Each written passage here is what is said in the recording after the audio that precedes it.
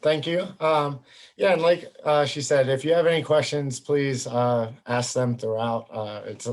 I miss in-person trainings. I miss being able to talk to groups of people. So if anything comes up, please ask in the chat box. And also, I can't see the chat box throughout the whole time I'm up here, so I'll be checking in to see if there's questions periodically. Also, if you want to come off mute and ask me any questions or come off camera, that'd be perfectly fine as well. So to start off, my name is David Galloway. I am a U.S. Marine Corps Iraq War veteran. I did 2 deployments to Iraq when I was much younger. It seems like at times it seems like yesterday, and at times it seems like forever ago. But I've been out about 15 years now. But I still have a lot of things going on in my head, and that's why I do these kind of talks. So myself, I work out in Maryland, and this whole COVID thing, if no other benefits, it's letting us kind of go across the country and look for subject matter experts.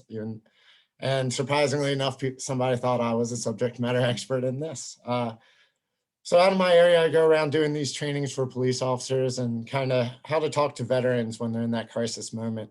I don't have any letters behind my name. I'm not a clinician. I'm just a veteran who has dealt with a lot of stuff and has been working with veterans for those 15 years that I've been out, and just kind of some of the things I've seen along the way. I don't I'm not going to go into what practices are better, statistics, anything like that. I just kind of want to give you a glimpse into what the veteran might be thinking about during these crisis times. Well, I'm already broke. There it goes. Okay. Uh, so she just read the disclaimer. I'm sure you've heard it a few times. I'll add on top of that that this is just my information, my viewpoint. It's not representative of California. It's not representative of Maryland or my program I work with out here either. This is, like I said, this is just things from my own personal experience and from my work that I've done with veterans in the peer world over the last 10 or so years.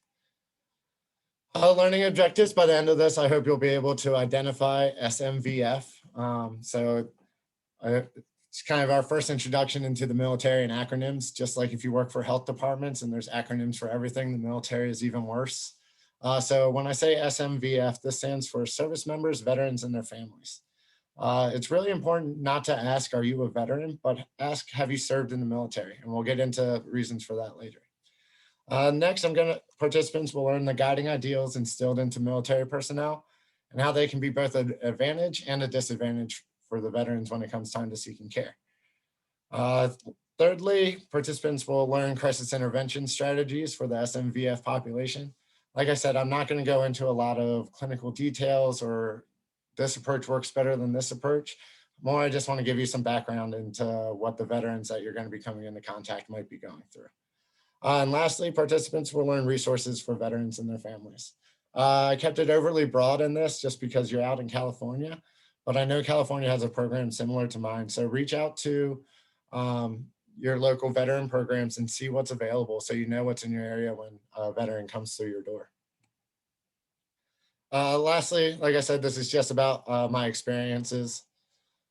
So let's get into the good stuff. So military culture. This is kind of the basics to get into kind of understanding the behavioral health aspects, the substance use, all that kind of stuff, crisis intervention. You first have to understand veteran culture. So a good thing about this is there are veterans everywhere. It's not just the ones that look like me with the short hair and things, but male, female, from all over the world. So asking that question, have you served in the military? Not just to the people that come through your door, but ask it to the people that you work with too, because they already know that veteran culture, that military culture. So when the veteran walks through your front door, if you have somebody that you know in your office that has served in the military, that can be a great first or warm handoff into the organization. But a couple notes about veterans in general.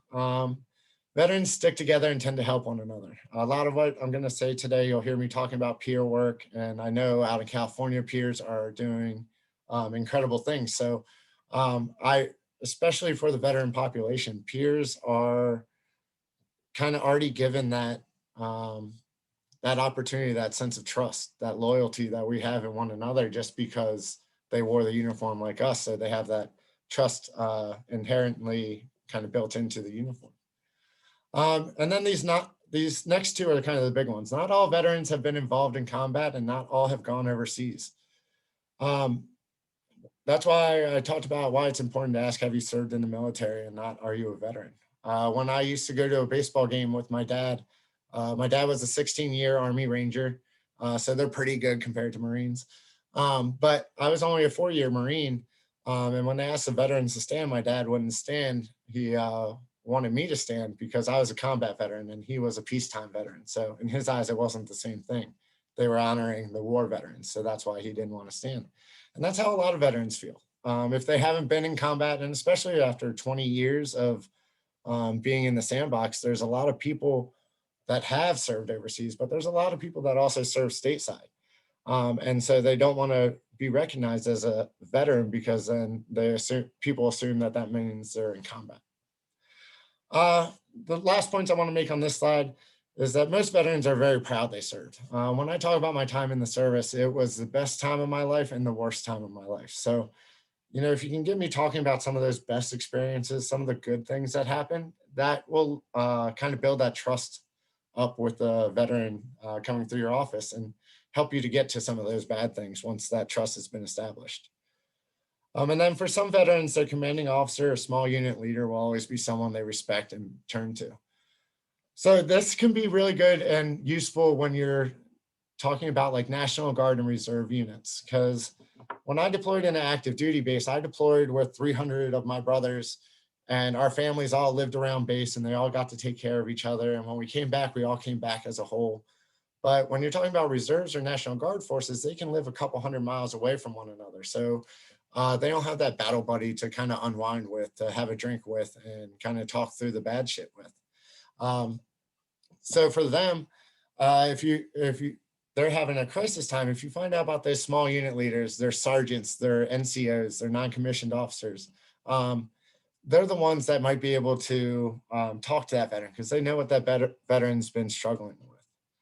Also on this, when you do have veterans in crisis, Facebook and social media is more prevalent than always. And if a veteran is struggling and puts a letter out on their Facebook page, they will have veterans from around the country flying in to be there with them, because just like the civilian world, the veteran world's very unhappy with the 22 a day thing too. And I've lost too many people to it.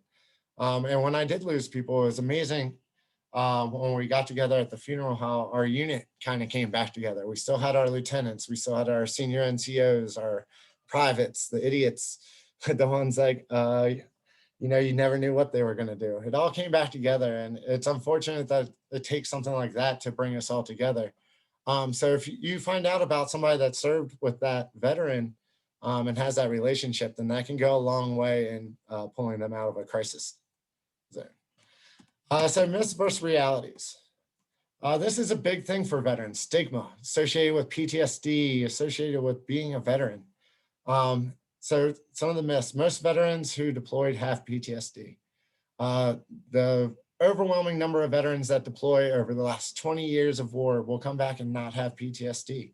Most people will experience those traumatic events, and with months, with years, it will go away. But some veterans, it just isn't the same. So for some veterans, like myself, it just comes back, and sometimes you don't even see it coming.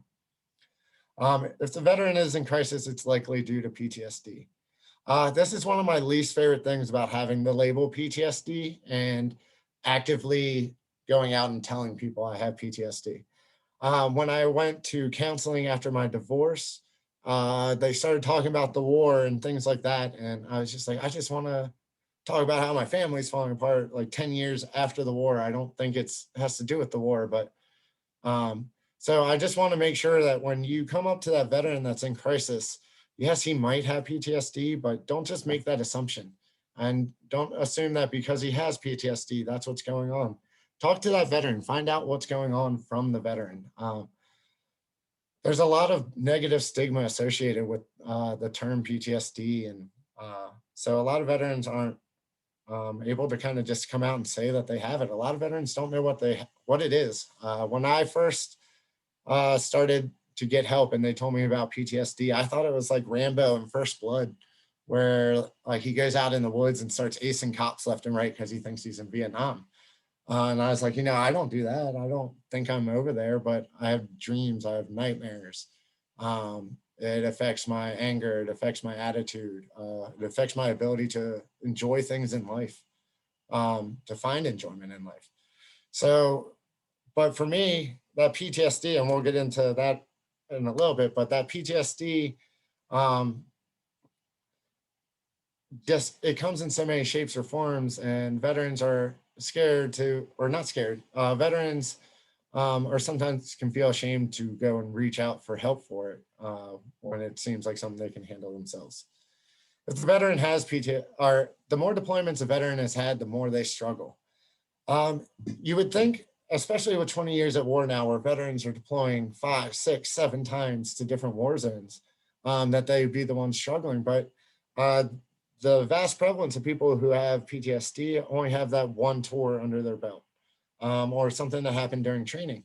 And the reason for that is because it's a traumatic event, because it's different from what you experience in your normal life. It's not something that should be experienced on a daily occurrence. But when you have 6, 7 deployments lasting 6 months to a year at a piece or at a time, then that becomes your new normal. So those traumatic events aren't as traumatic because that's something you experience on a more regular basis.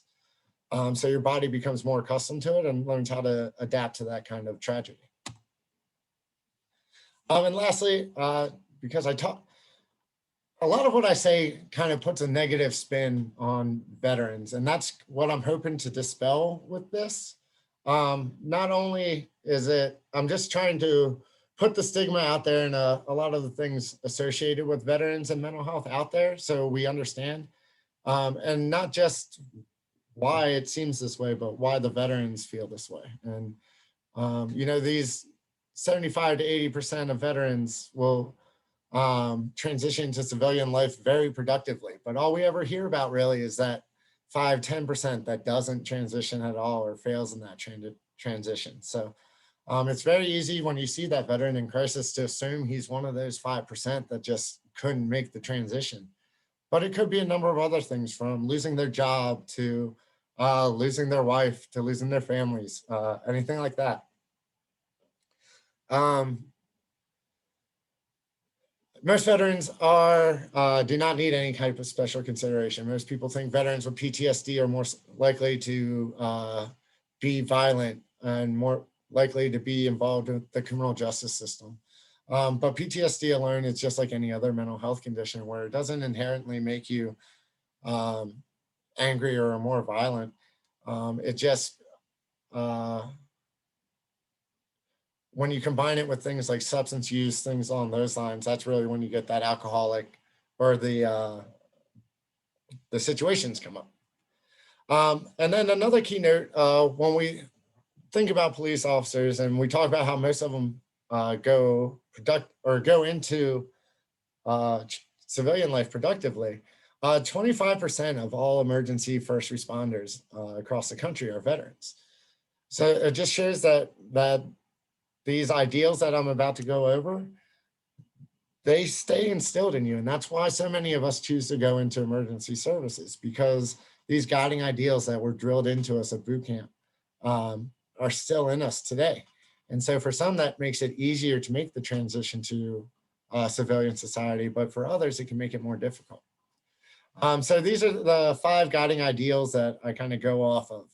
And it's kind of shows why the veterans don't seek help, why they might seek help, and everything in between. But the first one is selflessness. And this is the biggest one for why veterans don't receive care.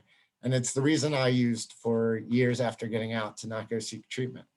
When you're in the military, and I always say Marines, and I always say my brother in arms, and that's because I was Marine infantry, and I really didn't serve with many female veterans. But that doesn't mean that the female veterans aren't a very big part of this population. It's just that when I speak from my own experience, it is usually dealing with the guys I served with and the Marines I served with. So I don't want anybody to think I'm leaving out the other branches or um, any other veterans. But the first one, selflessness. So when I got out, like I said, I had nightmares. I couldn't sleep.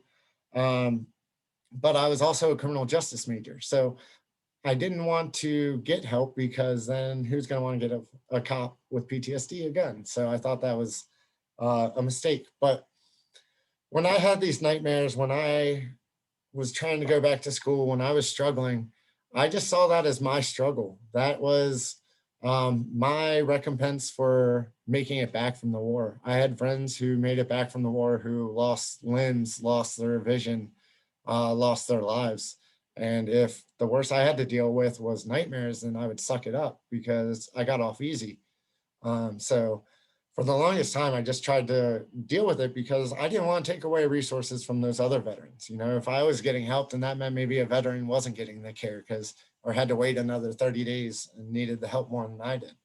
And this is what I hear the most from veterans is that they don't want to take away resources from other veterans because we have that trust, that camaraderie built into our bones.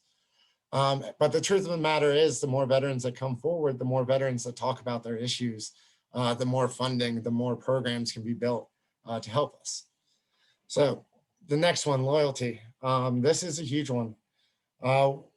I didn't talk about it much, but when we're talking about the people who are going off to war, we're talking predominantly 18 to 23-year-old kids.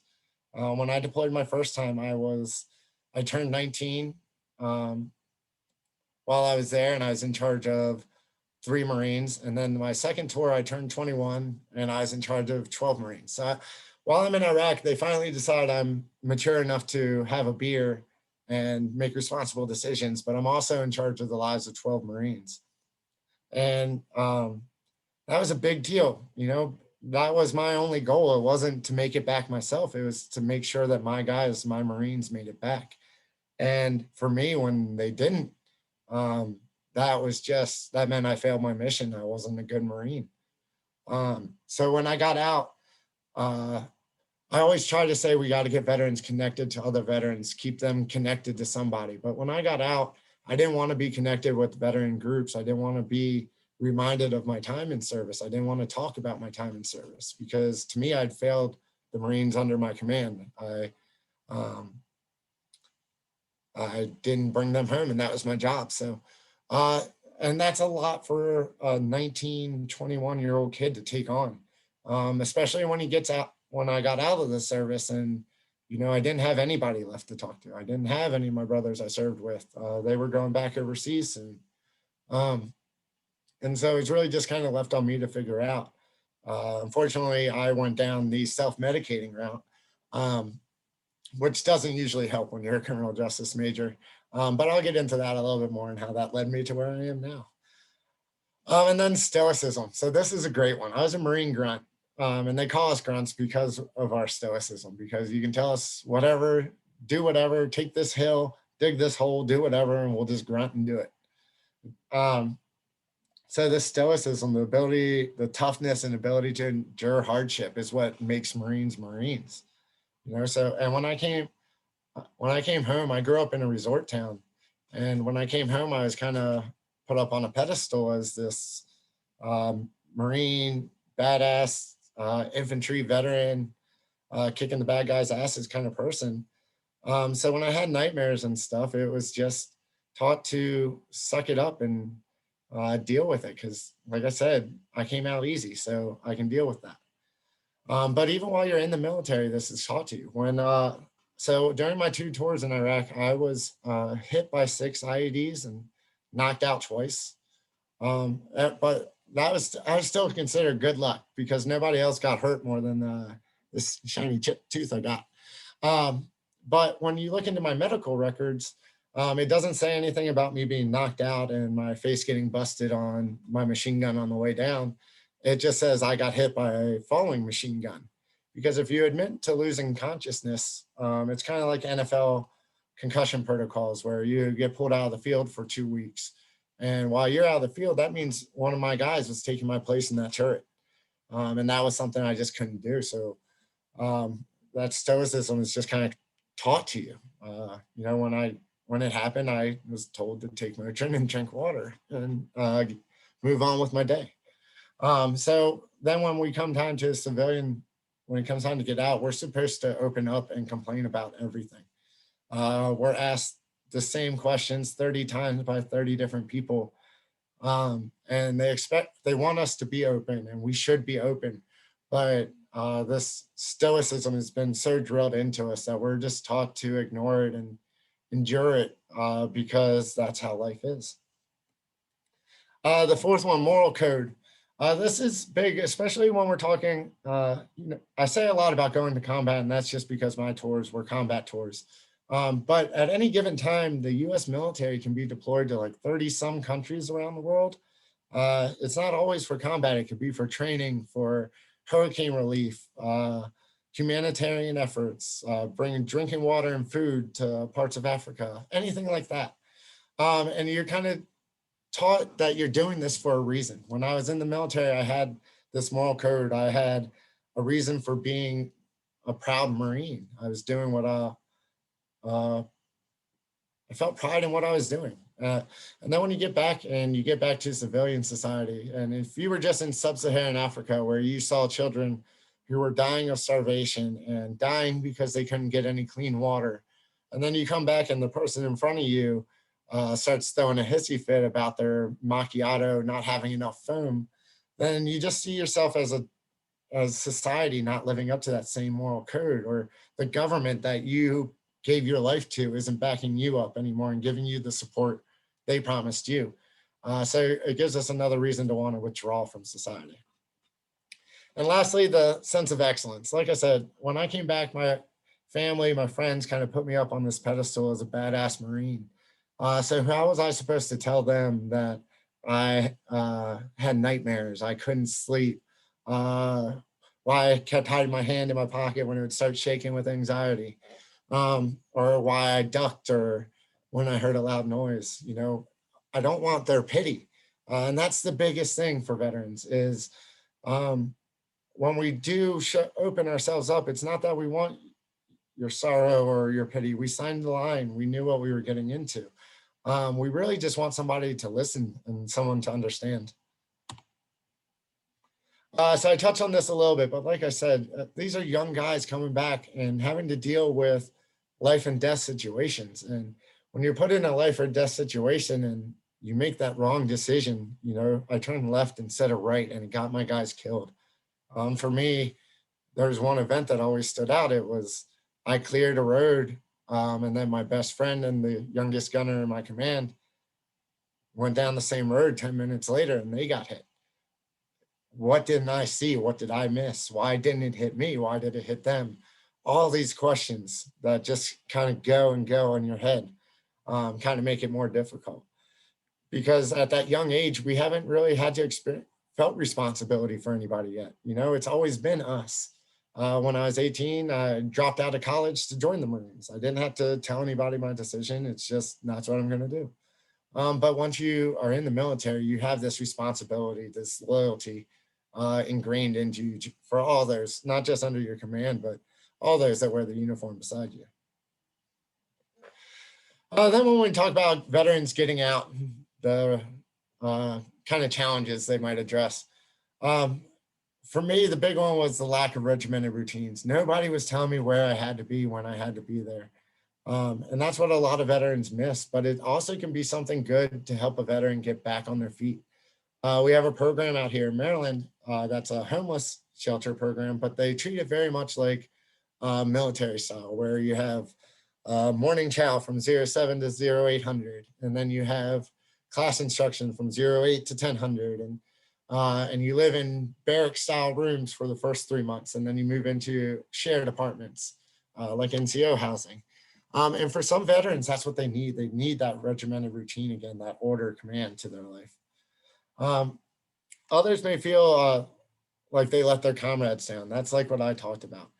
A lot of times veterans feel like they let people down, and survivor's guilt is a hell of a thing to come by. And it's hard to, I still am not convinced that it's not my fault that what happened that day. And that's after talking this through so many times. it's just instilled in me that they were my responsibility, therefore it's my fault. And that's how a lot of veterans feel. Some of the other things we've talked about, it's not just the combat and going from combat to not combat. It's from going from one whole lifestyle to a whole another lifestyle. You know, when you're in the military, you're taught to go into dangerous situations. You're, you know, you don't make the same decisions that you do as a civilian. When we hear gunfire, we run towards it. Marines are taught to fight through an ambush. So when we encompass that same situation in the civilian world, it can be tough for us to figure out what the right move is. And if it's the right move, but it doesn't seem to reach our moral code, then why do we even want to be a part of that society? So that was a lot about military culture in a quick minute. But before I go on to the next part, are there any questions?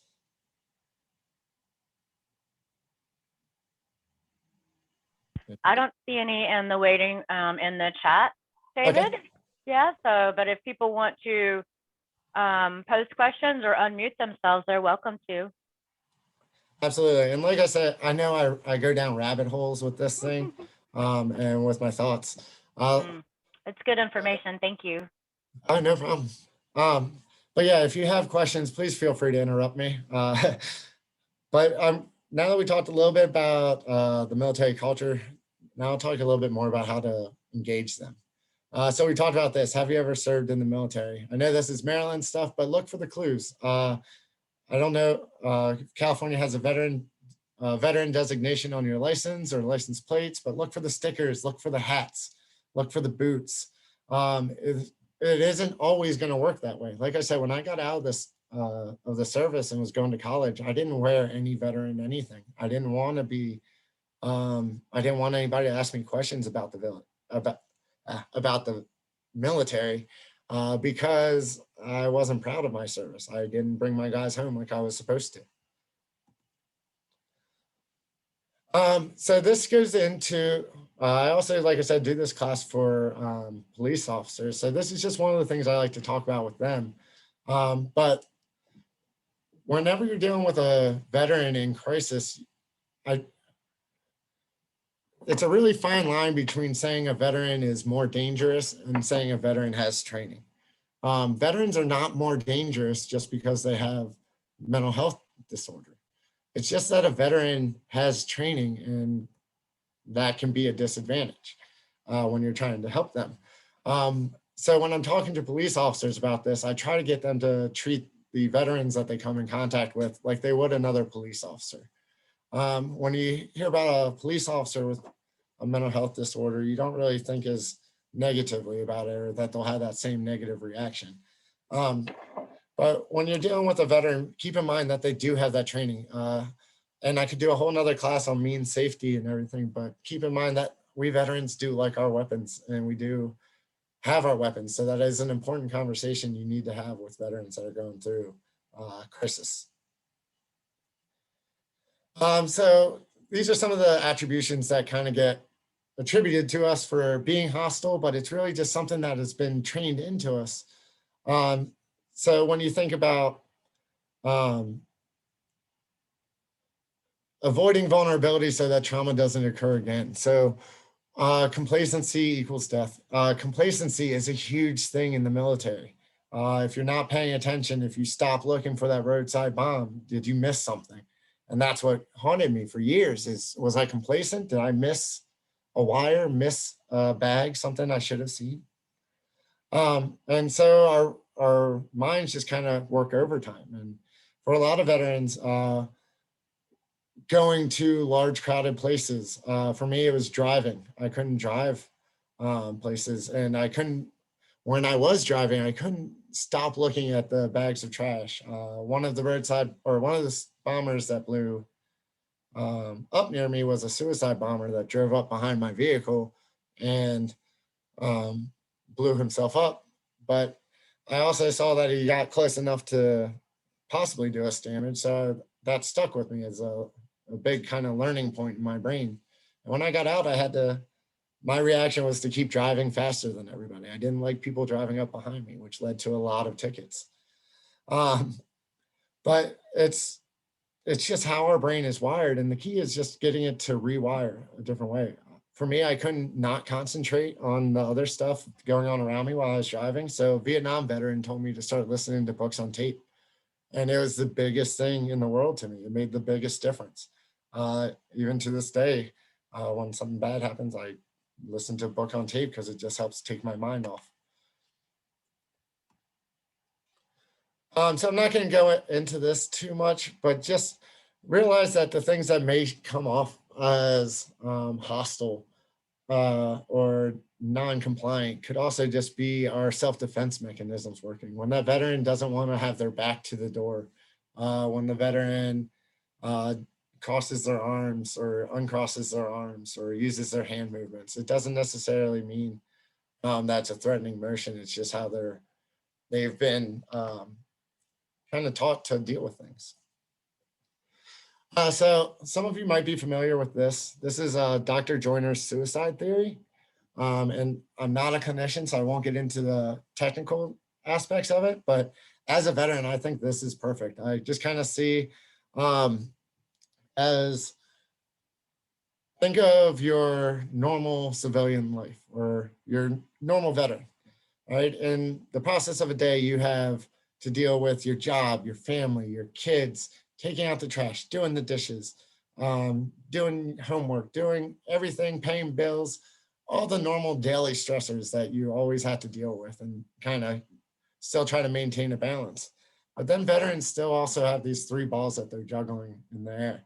As long as they keep all three of them up, then their mental health is stable and it is good. But once they drop one of these balls with the normal stressors of everyday life, once one of these kind of gets dropped, then that's really when you start to see the mental health or behavioral health problems start kicking up, substance use kicking up, or more depression, more anxiety, things like that. And then once you drop two of the balls, that's really when you start getting into mental health crisis. And that's suicidal ideation starts coming into play, or contemplating suicide. And if you drop all three balls, that's really when the veteran reaches that crisis point, when usually a suicide attempt or near a lethal suicide attempt or completed suicide happens. So what I always try to tell people is to find your niche in this. No one person, no one program can really solve all three of these bubbles. But when you're dealing with that veteran in crisis, find out where their problems are coming from. Find out which one of these bubbles you can help with. I think the easiest one for community, loved ones, just anybody who is trying to help a veteran is this thwarted belongingness or feeling like they are alone. I always try to get, if a veteran is resilient, to get into counseling, is it resilient to try to get mental health care, something like that, or go to AA, substance use treatment, anything like that. Try to connect them with other veterans, veteran peer support group, or even take the mental health out of it completely. Find a group that likes to, if the veteran likes fishing, if the veteran likes running for some weird reason, find a group that takes veterans and does those things. Because if you can connect that veteran to other veterans, then they don't have that feeling that they're alone. Because once veterans start talking, we realize that our feelings aren't just our feelings. We share a lot of the same things. It might not be exactly the same. I might not be able to say I know what you're going through, but I can say I've been through something similar. So find a way to connect that veteran. I talked earlier about connecting with their old unit members, former sergeants, somebody they served with. Throw it out there on Facebook. Another one for this is getting them connected with the VA or getting them connected with services in general. Because once we get connected, once we start seeing the resources out there, that's usually when we can start building on it. Another thing you can do for a veteran, if they are very resilient for not getting help on their own, is get that veteran to help other veterans. Veterans will not turn each other down. Veterans will go above and beyond for one another. So especially if you have that 20-year first sergeant from the Marines that did 22 years in the military and has gotten out and just can't find his purpose anymore and feels like he's all alone, connect him with a group where he can mentor other veterans or help take other veterans fishing or anything like that. Because even for myself, getting help for other veterans is helpful for myself. Doing things like this is considered prolonged exposure therapy. So the more I talk about it, the less effect it should have. And same thing with veterans. Once they hear other veterans talking and telling their stories, they'll realize they're not alone. And then this next one, perceived burdensomeness. I'm a burden on my family. This is a big one for people, especially for veterans suffering through mental health, because they are expected to,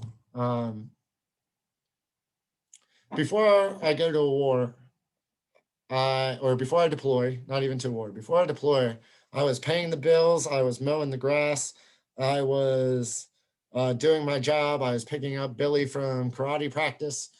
And then when I got back from the war, I've been on the couch, I've been drinking more, I've been not doing my responsibilities, ignoring the responsibilities associated with it. And it's not because anything's necessarily wrong. It's just that the veteran's mind might be working overtime and dealing with those things. And so they start to feel like they're a burden on those around them. Whereas before they left, before PTSD became a part of my life, I used to mow the grass every weekend. I used to be able to remember things, and I used to be able to do more stuff for the people in my life. And now I can't do that. So now they're having to do that stuff for me, and they're having to work harder because I'm not capable of doing it. So that makes me feel like less of a person, kind of thing. This can also be true when you're talking about elderly veterans, Vietnam era veterans, Korea veterans, and just the aging veteran population after 20 plus years of war now. As veterans age, our bones, our joints start to hurt, our minds start to go, and we have to rely on our family members to stay home from work to take care of us, to take off work to get us to the VA that's an hour away, or to our specialist care appointment and wait with us to drive us home from our appointments. And so it can really start to seem like they're a burden on their family and everything. And for veterans who have always been taught to suck it up and kind of internalize it, that feeling like you're a burden on those around you, especially your loved ones, is a really big one for veterans. It's a really big heartache for us when we feel like the ones that we were trying to protect are the ones we're letting down the most. And then the last one, the capability for suicide and not afraid to die. This is really, and for that perceived burdensomeness and the burden, find out what the veteran's burden is. Like we said, some of it might be financial or caregiver assistance. There are so many, my generation of Iraq, Afghanistan veterans is so much luckier than the Vietnam era veterans that came before us. We have so many programs, so many nonprofits out there trying to help us. We just have to want that help, and we usually need help getting from point A to point B because there are so many programs out there, so much red tape, so many ifs, ands, or buts that we get lost in the process. So if that veteran feels like they're burdened because of money reasons, there's disability compensation, there's programs, but connect them to a VSO, a veteran service organization. Even just your local VFW will take them under their wing and get them connected to the right services and get them some compensation or get them help at home, whatever it is that veteran needs. Or if they need new wheelchair ramps, things like that. The VA and government services aren't always proactive about offering these services to veterans. A lot of services veterans have to be proactive on for themselves. They have to make that decision for themselves. So getting them connected to a VSO to help them walk through it is always a great idea. Hey, David, I just want to give you a time check. We have about 15 minutes. Okay, thank you. Mm-hmm. And then the last one I want to talk about here is the capability for suicide. And I'm not afraid to die. When I was in the Marines, I I never thought I'd make it back. I won an award in high school for most likely to die by the age of 30. And I took that to heart. I never thought I'd make it out of the Marines. I didn't think past it. I didn't dream of the life afterward. I just lived in the moment and uh, did my best for the Marines around me. But like I said, and I only did 2 tours 10 years ago, 15 years ago. And, but during those 2 tours, I was hit by 6 roadside bombs, and that was just my vehicle, let alone like my convoy and stuff. And I saw my friends die in the blink of an eye without ever knowing what happened, and some, unfortunately, not in the blink of an eye. But when you are talking about being able to drive on this road and still keep your head above the armor, if we even had armor, or just keep your head up to look for these things, it's because when I deployed, I knew I might not make it back. I was going to a war, and people die in wars, and I just kind of saw that as my fate. So I didn't have that same fear of death. I came to terms with what I thought would be next after this life, and that's how a lot of veterans have had to deal with it, because you have to do your will, you have to do your power of attorney before you deploy. So you have to be thinking about death, and you have to be comfortable with it. Otherwise, when that moment comes where you have to put your life on the line for your brothers, you might hesitate. And that's something you can't do. So that capability for suicide, uh, when you consider a veteran sitting contemplating suicide with a pistol in their hand versus a civilian who's sitting there with a pistol in hand contemplating, that civilian might hesitate that extra crucial second or two, thinking about what's next, what's life going to be like. But for the veteran, they've come to terms with this. They've accepted whatever comes next. And they've thought this through. So there isn't that same couple of seconds hesitation. So this one is really not one that I think anybody can fix. This is one where the wizards, the clinicians, really kind of take the stage because this is something that's instilled into us. It's the reason we make good police officers. Because when you hear shooting, the normal population is going to run and scream in the other direction. When we hear shooting, veterans are going to run toward that shooting and see what we can do, try our best to help.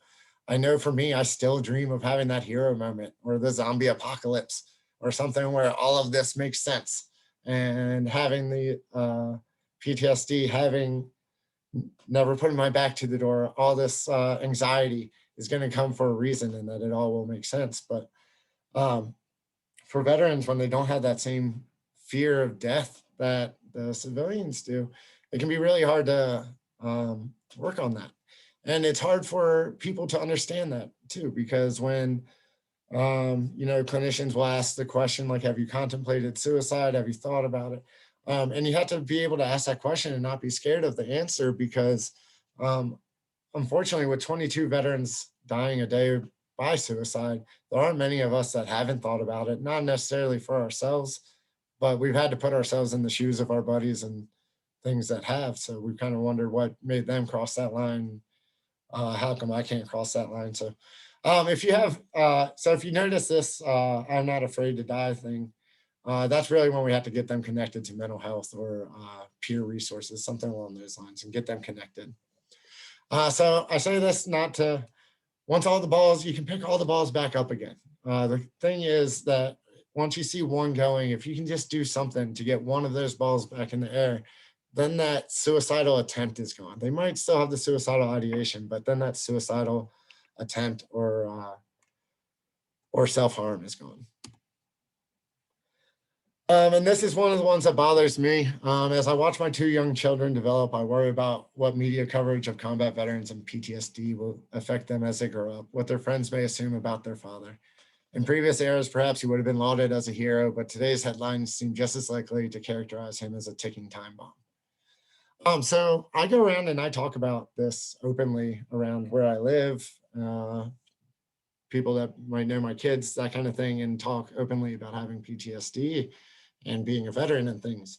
But I have 2 young boys, and I'm worried that there's going to be the day when they want to have their friends come over for a birthday party or a sleepover, and somebody's family isn't going to let them come over because I'm a dangerous veteran with PTSD, and weapons and things. And, because of that stigma that's out there, and because of those, um, the stigmas out there that say that veterans are violent, or veterans with PTSD um, are violent or have anger issues and things like that, it all kind of goes into the same thing where, um, just because I have that label doesn't mean uh, the worst is possible. It's that 1 or 2% that kind of takes the headlines away from the other 98%. I'll wrap up with some last little stigmas and beliefs. Like I said, ask the question, have you served in the military? Have you or a loved one served in the military? It opens the door a lot more than asking, are you a veteran? Because a lot of times veteran involves combat, or to some veterans involves combat. Or if you're a National Guard or a reservist that was never activated and can't get VA services, then you might not consider yourself a veteran because you don't get VA services. So ask the question, have you served? If you weren't there, how can you possibly understand? So this is what a lot of people get worried about when they talk to veterans. And a lot of veterans hold this against a lot of clinicians. If you weren't there, how could you possibly understand? The easiest way to understand is to ask us questions, is to ask us how that makes us feel. Don't use the DSM-4 when you're counseling us, and because you know what PTSD is, you know the causes, find out what that means for that veteran.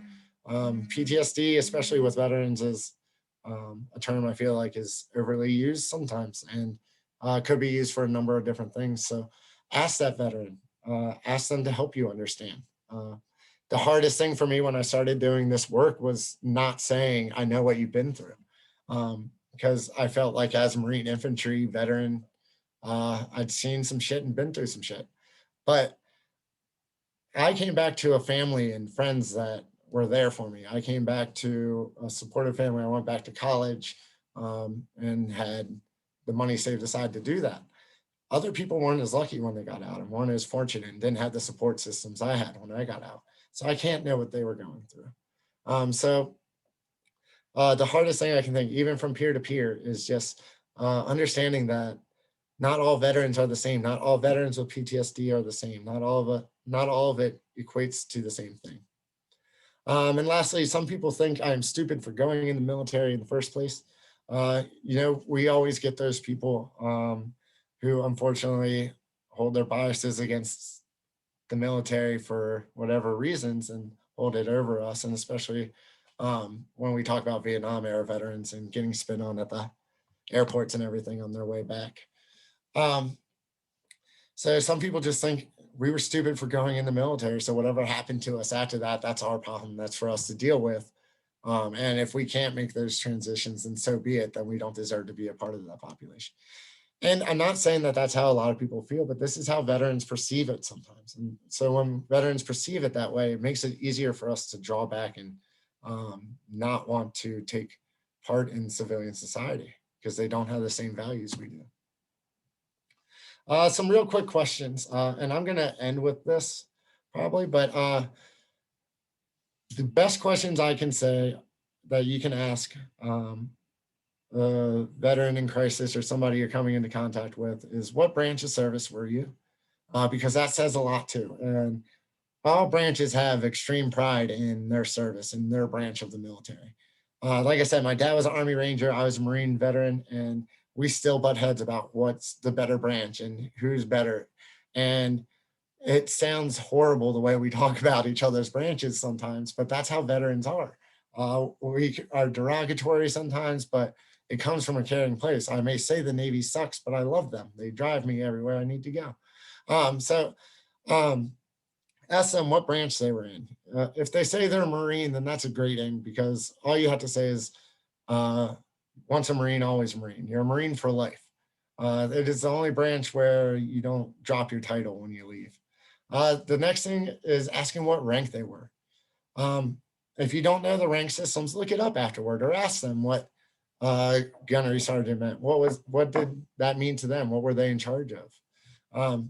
Because if you know the rank system and if you come across a gunnery sergeant or a first sergeant, you know that those Marines were in charge of a couple hundred other badass Marines. So they're used to taking charge and taking command. So for them, you need to put them in the driver's seat. Let them dictate their own course of change. Whereas when you have the lower ranks, the guys that miss that regiment, the routine, for them, they might need some more help along the way. And lastly, refer to them by that rank. I still love when I pay USA insurance a couple $100 a month for all those speeding tickets I discussed earlier. But they still call me Corporal Galloway when I call. I've been out 15 years and they're the only people that call me Corporal Galloway, and it still makes me smile from time to time. So if you're trying to connect with veterans, like I said, it's the best time of our lives and the worst time in our lives. If you're coming to us when we're in crisis, try to get us talking about those best times in our lives. It can be anything. Just ask them what their favorite memory was. What was the coolest gun you got to shoot? Just try to get them to expand on what their role was in the military. Because most of us have extreme pride for what we did. And if you notice that the veteran isn't responding with that same kind of pride, they might be in the same shoes I was in when I got out and not so proud of their service. So then maybe you want to scale back the talk about the military. So I'm going to end it on that, and I'll leave a couple minutes for questions if there are any. I know I threw a lot at you, but I wanted to try to get as much as I could in there in the hour we had.